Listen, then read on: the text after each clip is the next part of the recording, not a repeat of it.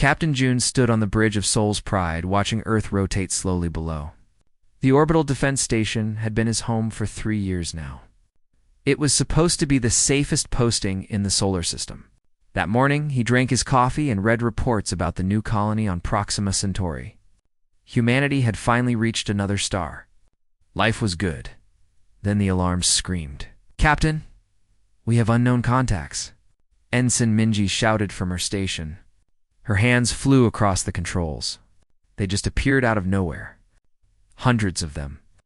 June's coffee cup fell from his hand. He barely noticed it floating away in the low gravity. On the main screen, he saw ships. Massive ships. They were nothing like human designs. Sharp angles. Dark metal that seemed to absorb light, and they were already firing. Battle stations. All hands to battle stations. June grabbed his command chair. "Get me a line to Earth Defense Command, now." The first beams hit the station before anyone could respond. Sol's Pride shook violently. Sparks erupted from control panels. Someone screamed. June held on as the artificial gravity failed and everything not bolted down began to float, shields at 40%. Mingy called out, "Captain, they're not even targeting us specifically. They're shooting at everything." June watched in horror as the alien weapons carved through Earth's orbital network. Communication satellites exploded like fireworks. Transport ships trying to escape were cut in half. The International Space Station, humanity's crown jewel for 2 centuries, simply vanished in a ball of fire. Return fire. Everything we have. Sol's Pride had been built as a defense platform. It had enough weapons to fight off pirates or rogue asteroids. Against this fleet, it was like throwing pebbles at a mountain. Their railgun rounds bounced off alien shields. Their missiles were shot down before they could reach their targets. On the moon. Lieutenant Hannah watched her screens with disbelief. She commanded Luna Base 7, a small research outpost on the far side. From her position, she had a perfect view of Earth. She also had a perfect view of what was happening to it. "Get every camera we have pointed at this," she ordered her team. "Record everything. Everything." The alien fleet had moved into position around Earth. They weren't invading. They were exterminating. Beams of concentrated energy lanced down through the atmosphere. Hannah watched as entire cities disappeared. First New York, then Beijing, Tokyo, Mumbai, Lagos. Every major population center was being systematically destroyed. "Lieutenant, we're picking up a broadcast from the alien fleet," her communications officer said. His voice shook. "It's in English. In Korean? And every other language. Play it." A voice filled the command center. It was cold, mechanical, translated by some alien computer. "Your species trespassed into sacred space. This is the consequence. Submit or face extinction." Sacred space? Hannah thought wildly. They killed billions of people because we sent a colony ship to another star. Her hands clenched into fists. She wanted to scream. She wanted to fight. But what could she do from here? "Send everything we're recording to the colony ships," she ordered. "Make sure they know what happened. Make sure they know why." Commander Taiyang had been visiting his family in Seoul when the attack began. Now he ran through burning streets, trying to reach the military spaceport. His wife and daughter were supposed to evacuate with the other families. He had to believe they made it. The sky was on fire, not metaphorically. The atmosphere itself burned, where the alien weapons touched it. People ran in every direction, screaming, crying, dying. Buildings collapsed. The ground shook with impacts. Taiyang's communicator buzzed. "All military personnel report to evacuation points immediately. This is Protocol Exodus. I repeat, Protocol Exodus." He knew what that meant. Earth was lost. They were abandoning their home. He reached the spaceport to find chaos. Thousands of people pushed against the gates. Military transports were loading everyone they could. There wasn't enough room. There would never be enough room, Commander Taiyang. A young corporal spotted him. "We have space on the Soul Runner. They're waiting for senior officers. Load civilians first," Taiyang ordered. "Children, women, Anyone who can fit. Sir, our orders, I gave you an order, Corporal. The young man saluted and ran to organize the boarding. Taiyang watched families being pulled onto ships, watched children crying for parents who would never come, watched Earth die around them.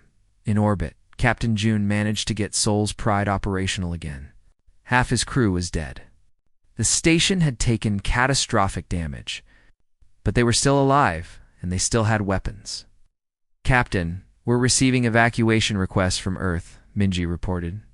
She had a cut across her forehead, and blood floated around her in droplets. Every transport is overloaded. They need escort. June made his decision instantly. Set course to intercept. We'll give them cover for as long as we can. They didn't have long. Soul's Pride took 3 more hits while protecting a convoy of refugee ships. The station broke apart slowly, sections separating like a flower losing petals. June ordered everyone to the escape pods. Captain, you need to go. Minji pushed him toward the pod. After you, Ensign. She didn't argue. There wasn't time. One by one, the crew evacuated. June was the last to leave. As his pod fired away from the dying station, he saw Soul's Pride explode behind him. His home for 3 years, gone. But the transport ships were escaping. Lives were being saved. Director Nari coordinated the evacuation from a bunker deep under Geneva. She was 70 years old and had served in the Unified Defense Council for 30 years. She had prepared for war with other nations, for terrorist attacks, for pandemics. Never for this. How many? She asked quietly. Her aide looked at the numbers and went pale. 3 billion confirmed dead, Director. Another billion missing. We're estimating 5 billion total casualties by end of day. 5 billion. More than half of Earth's population. Dead in 6 hours. Nari straightened in her chair. She wouldn't cry. Not now. Later, perhaps. When humanity was safe? When there was time to grieve? It's authorized Protocol Reaper, she said. Everyone in the bunker turned to stare at her. Protocol Reaper was the unthinkable. It removed all rules of engagement, all ethical constraints on warfare, all treaties and agreements about acceptable weapons. Director, her aide whispered. That protocol means I know what it means, Nari interrupted. The Varith Empire started this. They showed us what kind of galaxy we live in. No mercy, no warnings. Just death. She stood up slowly. We will show them what humanity learned today. Authorization code. Nari 77 Kotango. The protocol's activated. Across the solar system, every human military installation received the same orders. There were no rules anymore. Only survival. Only revenge. In his escape pod, Captain June received the transmission. He read it twice, then looked out at the stars. Somewhere out there, the Varith thought they had won. They thought humanity was broken. They had no idea what was coming. 8 years had passed since Earth burned. Engineer Minho floated in the workshop module, welding another section of hull plating. Around him, the asteroid belt stretched out in all directions. Hidden among the rocks, humanity was building something new. The ship taking shape in the construction frame looked wrong. It had none of the smooth curves of old Earth vessels. This was all sharp edges and brutal angles. Every surface designed to deflect sensors. Every weapon, hardpoint, oversized and redundant. How many does this make? Asked Dagan, his assistant. 47 completed.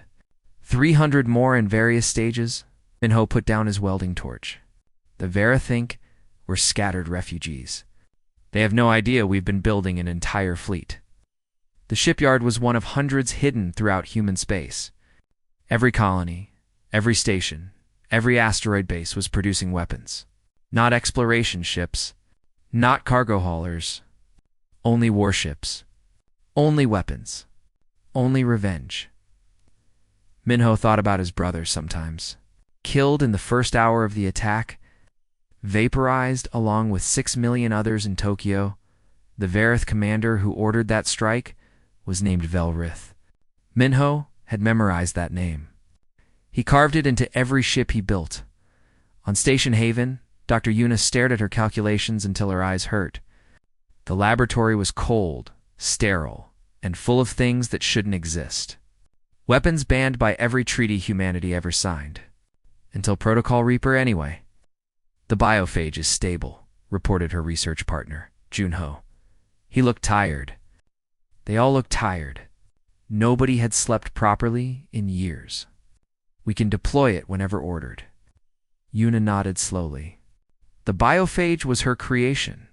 An engineered virus that wouldn't kill the Vareth, but would make them unable to digest food. Any food, they would starve slowly, watching their children starve, knowing there was no cure. It was cruel. It was monstrous. It was exactly what they deserved. "What about the quantum cascade bombs?" she asked. "Ready? Each one can crack a planet's mantle. We have 60 ready for deployment. 60 planet killers." Yuna remembered Earth's blue oceans, green forests, beautiful cities. All gone now. The Vareth homeworld was supposed to be beautiful too. Crystal spires, purple seas, ancient cities that had stood for 40,000 years. Soon, it would all be ash. Agent Jinwoo walked through the marketplace on Vareth-occupied planet called Talus Prime. He wore a disguise that made him look like one of the Kelmor, a species that served the Vareth Empire. His implants translated their language in real time. He had been undercover for 6 years now. 6 years of learning everything about the Varath, their culture, their military, their weaknesses. He knew which systems supplied their fleets, which planets grew their food, where their leaders lived. He also knew about the prophecy. It was hidden in their old religious texts. Something about softskins from a small blue world who would silence the stars. The Vareth priests had found Earth's location in ancient star charts. They convinced their government that humanity was the species from the prophecy, that humanity had to be destroyed before growing too powerful. They were afraid of us, Jinwoo thought bitterly.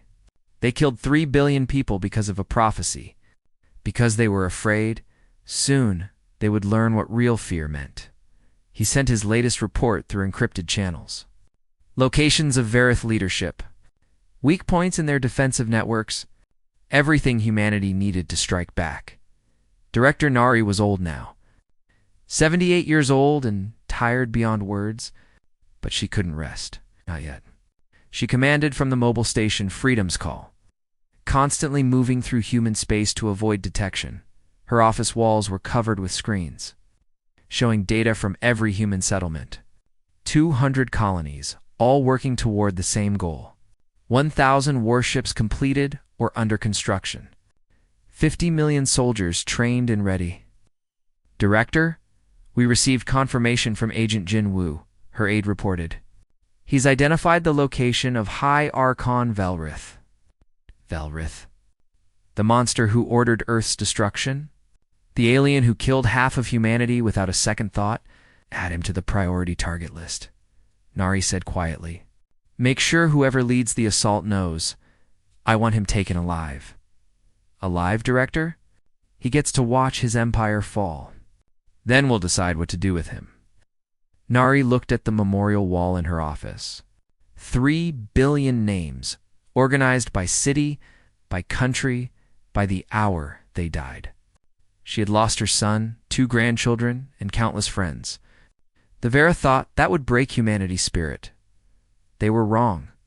It only made humanity focused. On Talus Prime, the human colonists knew what was coming. The Virath garrison had been increasing security. They suspected something.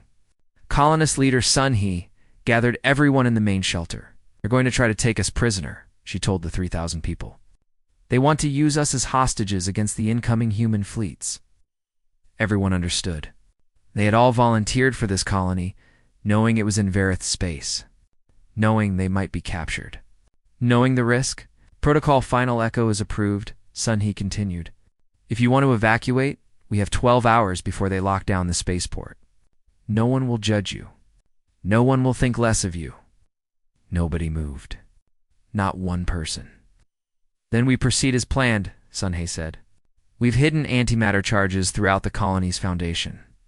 When the Vareth come, we activate them. The entire planet will feel it. A young woman named Bora raised her hand. "What message should we send?" Sunhee smiled grimly. "Tell them you wanted war. Now you have it." Commander Taiyang trained his Marines on a secret base built inside a hollowed-out moon. His daughter had survived the evacuation. His wife had not. He channeled that pain into making his soldiers the most lethal force humanity had ever created. Again, he shouted as the Marines ran through the combat drill. "The Verith are faster and stronger than you. You need to be smarter and meaner." Again. These soldiers had all lost someone. Parents, children, friends they trained. With an intensity that frightened even their instructors. When the order came to deploy, they would be ready. Captain June, now Admiral June, stood on the bridge of his new flagship, the Requiem. The name was deliberate. A requiem was a song for the dead. This ship was his song for Earth. "Admiral, all fleet elements report ready," said his new executive officer. "We can begin operations at your command." June looked at the tactical display. 47 Varoth systems had been identified as priority targets. Every fleet group was positioned and waiting. Years of planning came down to this moment. He thought about Sol's pride, about watching Earth burn, about the 3 billion people who never got a chance to fight back. "Send the order," he said quietly. "All fleets, execute Operation Requiem. Show them what humanity learned." Across human space, 1,000 warships began moving toward Verith territory. They moved in silence. No warnings, no demands, no mercy. Just like the Verith had done to Earth, the galaxy was about to learn what happened when you struck humanity first. The first Verith patrol to detect human ships didn't have time to send a warning. Their sensors picked up something wrong, and then they were gone. Erased by weapons fire, so precise and overwhelming that their shields might as well have been paper. Admiral June watched from the Requiem's bridge as his fleet emerged from jump space around the Verith throne world. 47 systems were being hit simultaneously. This was the heart of their empire. This was where High Archon Velrith ruled. All ships, weapons free. Target everything military. Everything. June's voice was calm. He had waited 8 years for this. 8 years of planning, building, preparing. Now it was time. The Varoth orbital defense platforms opened fire first. Massive energy beams that could vaporize mountains struck human shields. The shields held. Human engineers had studied every recording of the Earth attack. They knew exactly what Verith weapons could do. They had built accordingly. The Requiem returned fire. Her main railguns fired tungsten rods at a fraction of light speed. When they hit Verith ships, the impacts were catastrophic. Metal vaporized. Shields collapsed. Ships broke in half, their crews dead before they knew what happened. "Enemy fleet moving to intercept," reported the tactical officer. 200 Verith warships. Folks fire. Eliminate them in sequence. The human fleet moved like a machine. Every shot calculated. Every maneuver planned. There was no glory in it, no honor, just cold mathematical destruction. The Verith ships fought bravely, but bravery meant nothing against this level of precision. Wing Commander Hannah piloted her fighter through the chaos. She had trained for this her entire adult life. Since watching Earth die from her moon base, she had dedicated herself to one purpose: making the Verith pay. Her fighter's AI tracked targets faster than any organic mind could. It calculated firing solutions, predicted enemy movements, optimized every decision. Hannah just had to pull the trigger. And she did. Again and again and again, a Verith interceptor tried to engage her. Her AI predicted its movement 3 seconds in advance. Her railgun rounds were waiting where it would be. The enemy exploded. "Wing Commander, you have 15 confirmed kills," her AI reported. "Not enough," Hannah said coldly. "Never enough." She remembered the count from Earth. 3 billion dead. 15 kills didn't even begin to balance that equation. She dove back into the fight.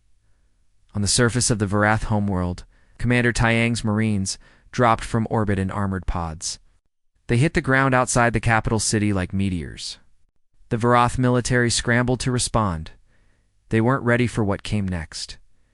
Human soldiers moved through the city with brutal efficiency. Their armor was stronger than Varath weapons could penetrate. Their weapons were designed to overwhelm Varath shields. They had trained for 8 years for this exact scenario. Tai Yang led his command squad toward the government complex. They encountered Varath guards, well-trained soldiers who had conquered a dozen species. The humans cut through them like they weren't even there. Resistance is collapsing, reported Sergeant Kung Su. The Varath military is trying to evacuate their leadership. Don't let them, Tai Yang ordered. I want every government official captured alive. The director has special plans for them. They breached the complex. Varath bureaucrats and military officers tried to surrender. Tai Yang's marines secured them efficiently, sorting them by rank and importance. High Archon Velrith himself was found trying to escape through a service tunnel when they dragged him before Tai Yang. The Varath leader tried to speak. This is a violation of the laws of... You have no rights, Tai Yang interrupted. You lost them when you killed 3 billion humans without warning. You're alive only because our director wants you to watch what happens next. In space, above 3 Varath agricultural worlds, Dr. Yuna authorized the deployment of her biophage. The virus spread through the atmosphere in hours. It was invisible, odorless, completely undetectable until it was too late. Varath citizens woke up the next morning, unable to eat. Every food source, every nutrient, everything they tried to consume simply wouldn't digest. Their bodies rejected all of it. Within days, entire populations began to starve. Yuna watched the reports remotely. She felt nothing. No satisfaction. No guilt. Just emptiness. 3 agricultural worlds, she said quietly. 3 billion Varath will starve unless they can evacuate. Just like 3 billion humans died on Earth. Her assistant Junho looked uncomfortable. Doctor, is this really necessary? They made it necessary, Yuna replied. They chose this path. We're just following where they led. Varath Empire tried to respond. Their fleets regrouped. Their armies mobilized.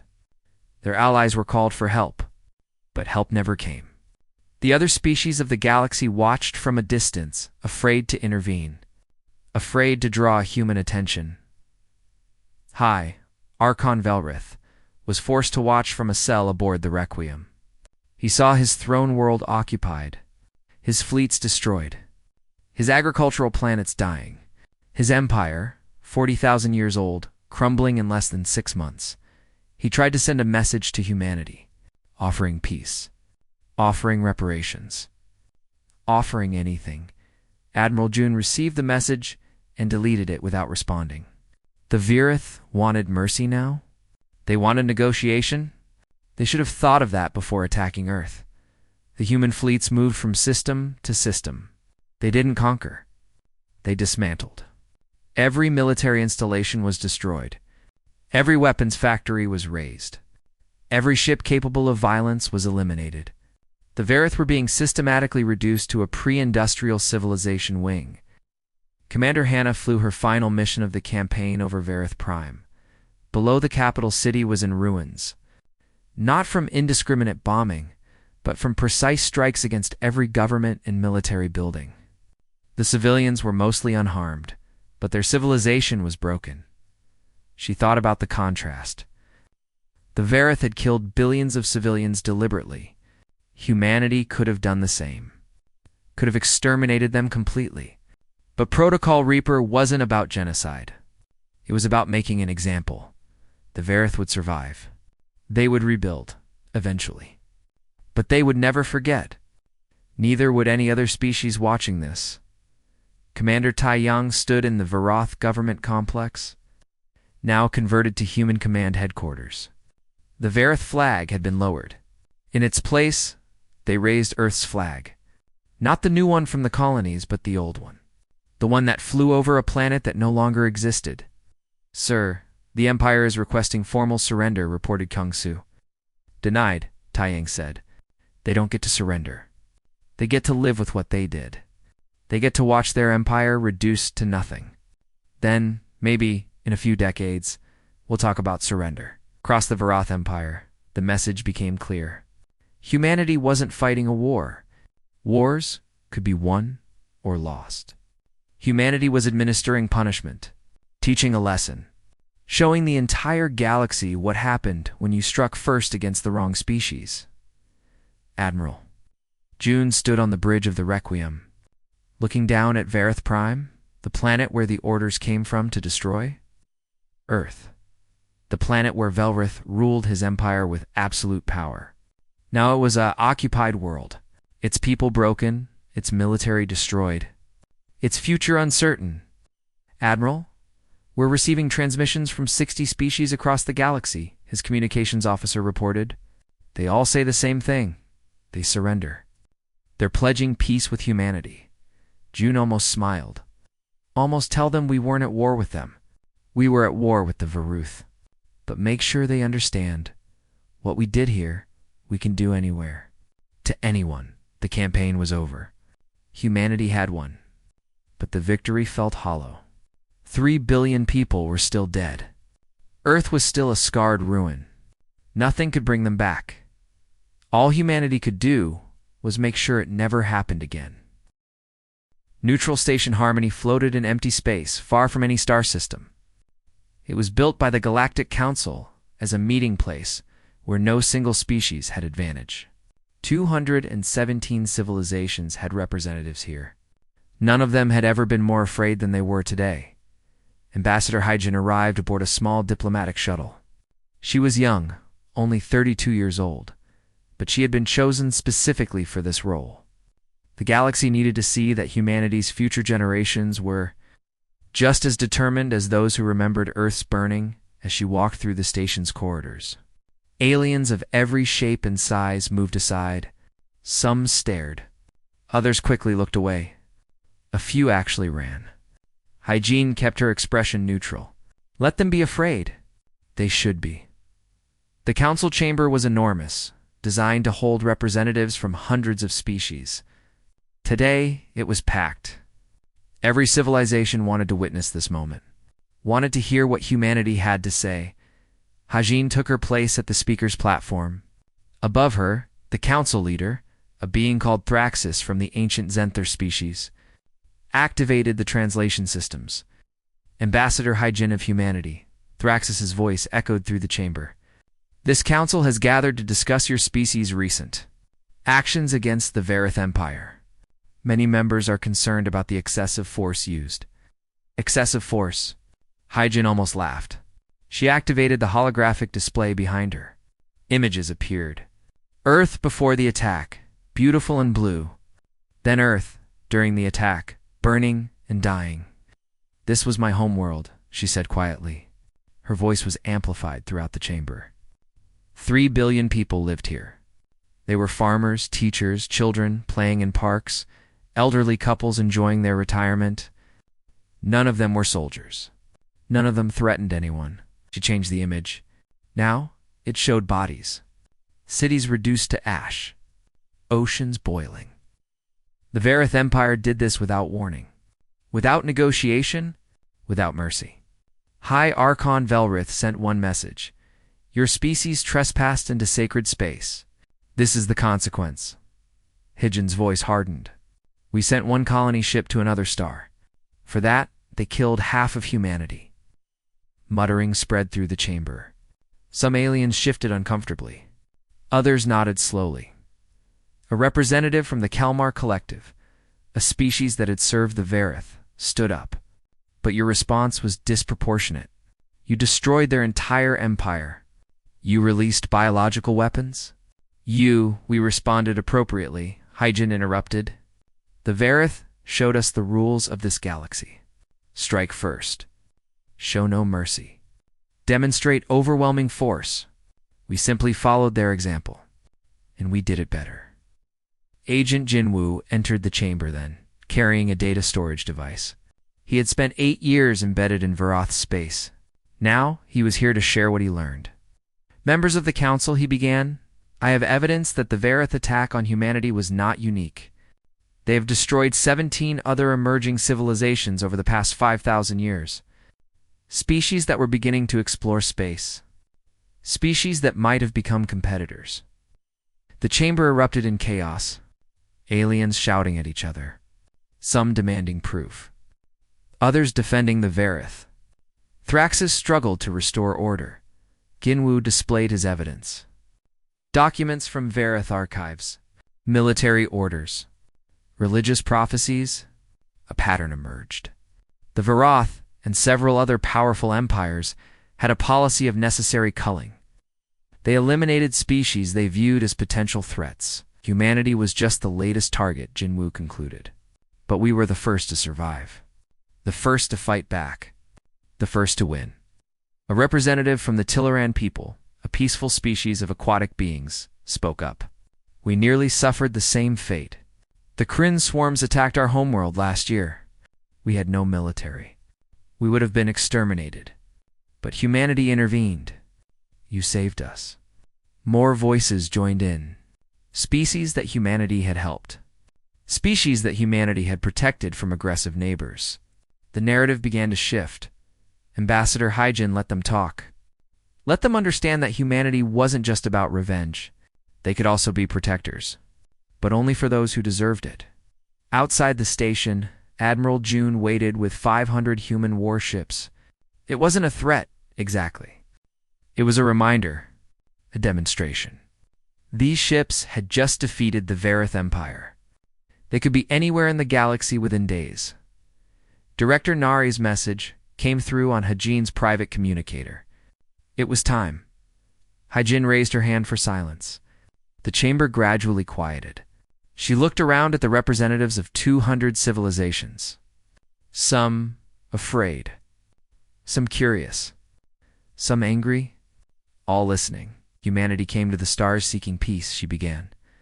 We wanted to meet other species. To share knowledge. To build a better galaxy together. The Veroth showed us this was naive. They showed us the galaxy's true nature. She paused, letting that sink in. We learned. We adapted. We survived. And now, we want to make something very clear to every species in this chamber. Hyjin's voice became steel. From this day forward, any attack on humanity will be met with absolute, overwhelming retaliation. There will be no rules, no mercy, no survivors. We will not strike first. But if you strike us, we will end you. The chamber was utterly silent. This is not a threat, Hyjin continued. It is a promise. It is a warning. It is a declaration to every civilization in this galaxy. She looked directly at Thraxus. Run while you can. The words hung in the air. Run while you can. Not run from us. Run from anyone who would attack the weak. Because humanity would be watching. Humanity would respond. Thraxus considered carefully. The Zenthor had existed for 50,000 years. They had seen empires rise and fall. They recognized a turning point when they saw one. The Council will vote on a proposal, Thraxus announced. The Humanity Protocol. Under this protocol, any species that initiates unprovoked conflict with humanity will face combined galactic military response. All in favor? The vote was nearly unanimous. Not because the other species wanted to protect humanity, but because they were terrified of what humanity would do if attacked again. It was easier to ensure no one attacked humanity than to deal with the consequences. Ambassador. Jin accepted the vote without emotion. It wasn't justice. It wasn't victory. It was just survival. The galaxy had learned that humanity was too dangerous to attack. That was enough. As she left the chamber, a young ambassador from a newly discovered species approached her nervously. Ambassador Hyjin, my people are just beginning to explore space. We're afraid. Is humanity truly as dangerous as they say? Hyjin looked at the young alien. She thought about Earth, about the 3 billion dead, about what humanity had become. That depends, she said gently. Are you planning to attack anyone? No, never. Then you have nothing to fear from us. Humanity protects the peaceful. We are friends to those who seek peace. But to those who bring war, she trailed off, letting the implication hang. The young ambassador understood. They thanked her and hurried away. Admiral June received the signal. The vote had passed. The Humanity Protocol was now galactic law. He ordered the fleet to return to human space. There was no need to stay. The message had been delivered. Director Nari, watching from Freedom's call, allowed herself a small moment of satisfaction. It wasn't enough. Nothing could bring back the dead. But the galaxy would remember. No one would dare attack humanity again, and if they did, well, humanity had 500 warships ready, and the knowledge to build 5,000 more. The Varath had taught humanity how to be ruthless. That lesson would never be forgotten. The galaxy had a new rule now. Don't attack humanity, ever, or run while you still can. 50 years had passed since the declaration at Neutral Station Harmony. The galaxy looked different now. Safer. Somehow. Quieter. Wars still happened, but they were smaller. More careful. Everyone knew what happened if things went too far. Engineer Minho was an old man now, his hair completely gray. He stood in the decommissioning facility, watching robots dismantle the weapons he had spent 8 years building. Planet crackers. Biophage delivery systems. Ships designed for nothing but destruction. Are we sure about this? Asked his grandson Dagon, who had taken over the family engineering tradition. We keep some, Minho replied. Enough to remind the galaxy what we can do. But the rest, the galaxy doesn't need them anymore. We made our point. Dagon looked at the quantum cascade bomb being carefully deactivated. Grandfather, do you ever regret it? What we did to the Varath? Minho was quiet for a long moment. I regret that it was necessary. I regret that my brother died and I couldn't save him. But what we did afterward? He shook his head. No regrets. The Varath learned. The galaxy learned. Sometimes the only teacher is pain. He thought about the reports from Varath Prime. The species had rebuilt somewhat. They had cities again, basic technology, even some space travel. But they would never again have an empire. Their children learned in school about the Day of Ash, about what happened when they attacked humanity. It was their most important historical lesson. Dr. Yuna published her memoirs on her 75th birthday. The book was called Necessary Monsters. In it, she documented every weapon she created, every horrific design, every terrible choice. She included complete technical specifications. Why are you telling everyone how to build these things? Asked a young reporter during the book's launch. Yuna smiled sadly. Because the galaxy needs to know what humanity is capable of creating. Not as a threat, but as a reminder. We built these weapons in desperation. In anger, in grief. Other species should understand what drives intelligent beings to such extremes. Maybe then they'll avoid creating that desperation in others. The book became required reading in alien military academies. Not as an instruction manual, but as a warning. This is what happens when you push peaceful species too far. Captain Doyon, son of Admiral June, commanded the new Solon patrol near former Varath space. He was born during the evacuation from Earth in a crowded transport ship. He never saw the homeworld before it burned. But he carried its memory anyway, inherited from his father's stories. Captain, we're receiving a distress call, reported his communications officer. It's from a Varath colony. They're being raided by pirates, Stoyan considered. The Varath. The species that killed 3 billion humans. The species his father had defeated. And now, they were asking humanity for help? Set course to intercept, he ordered. Maximum speed? His crew looked surprised. Sir, they're Varath. They're victims of piracy, Doyon corrected. The war is over. We don't let pirates operate in our sector, regardless of who the victims are? The new Sol arrived to find 3 pirate ships attacking a defenseless Varath transport. Doyon's ship was a modern human destroyer, generations beyond the warships that fought in the Varath campaign. The pirates took one look at it and tried to run. They didn't make it far. Afterward, the Varath transport captain sent a message. Thank you, human ship. We... We did not expect you to help us. We remember what your empire did, Doyon replied. We'll never forget. But you personally weren't responsible. The war is over. We protect those who can't protect themselves. That's who humanity is now. It was a small moment, but it said everything about what humanity had become. On the research station named Hope's Light, scientist Isiel worked with a team of alien researchers. They were developing new propulsion technology that could cross the galaxy in days instead of weeks. The team included a Verith physicist named Kareth.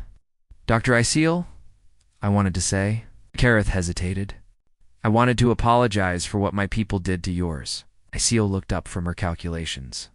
"You weren't born yet when it happened. You have nothing to apologize for." "But my species, your species made a terrible mistake," Isiel interrupted gently. "They paid for it. You personally are a good scientist and a decent person. I judge you by your actions, not your ancestors' crimes." It was difficult sometimes, working alongside former enemies. But if the galaxy was going to move forward, someone had to take the first step. Humanity decided to be that someone.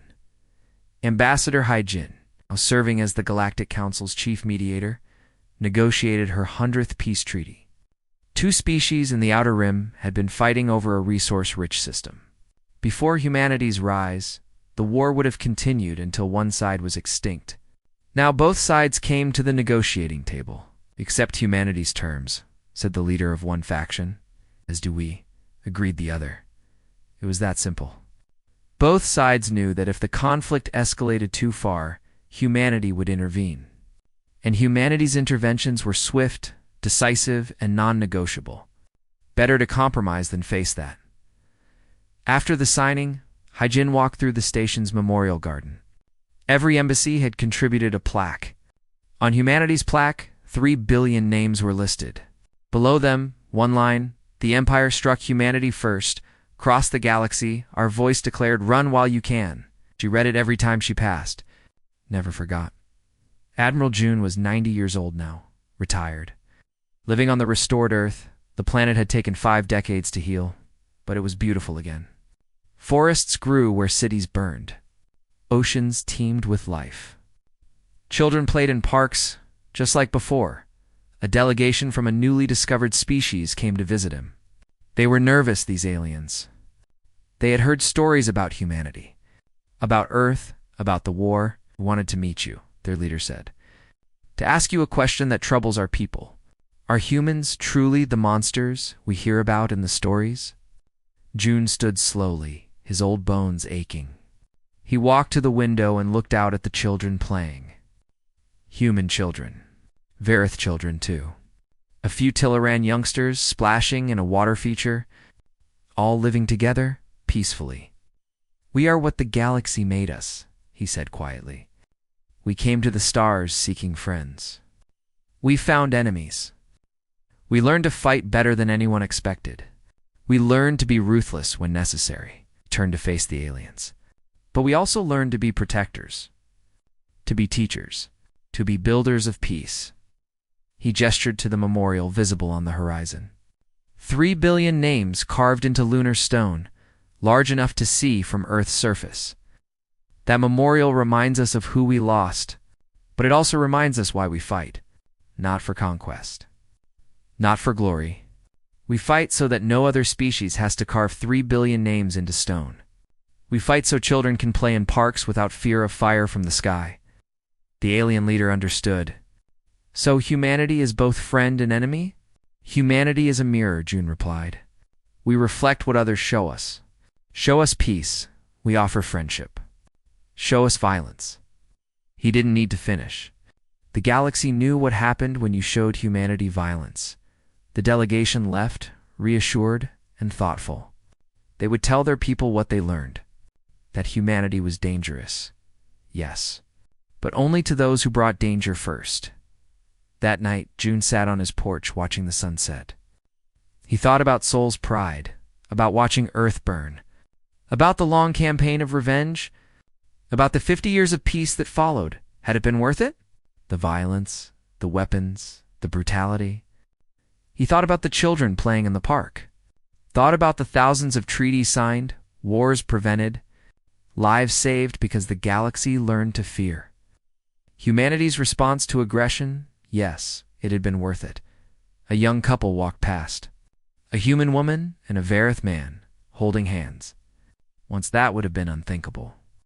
Now it was just life. The galaxy moving forward. June smiled. Maybe the Vareth prophecy had been right after all. The soft skins from a small blue world had changed everything. Not by silencing the stars, but by teaching the galaxy a new language.